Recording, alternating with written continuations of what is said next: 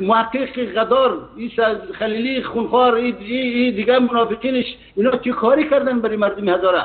چه کاری کردن اینا؟ یک کاری بنیادی را اینا با باداران اشغالگرشان یک کاری بنیادی را بدی بودی وضعیت زنان افغانستان که اینا از زنان افغانستان ابزاری کردن و میکنن.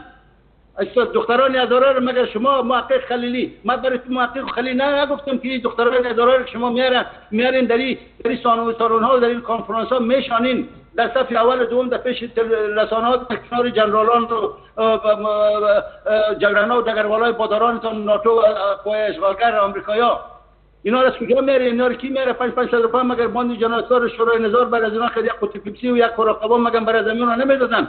خب مرا میگه که ماجرات معذرم خبر نداریم، من نمیفهم اینا از کجا میان. که میگم تو پدری خانواده است، چطور خبر نداری؟ تمثیل دموکراسی را شما سر دخترای هزاره میکردید، تمثیل دموکراسی حقوق بشر سر زنای خودتان در کجا بود؟ زنای خودتان در انقره و زنای خودتان در لندن و در پاریس و در تهران و در دبی و در شارجه و ابوظبی و در دوحه بودن. بیننگ را باید بیننگ بگوی، آدم بیناموس را باید بیناموس بگوی. اینا نه ننگ دارن، نه ناموس دارن، نه دین دارن، نه ایمان دارن، نه اینا کدام عقیده به دین و به اسلام و به جهاد دارن. اینا فقط استفاده ابزاری کردن از احساسات مردم هزاره، از نام هزاره، از دین اسلام، از مذهب تشیع اثناعشری، اینا استفاده ابزاری کردن.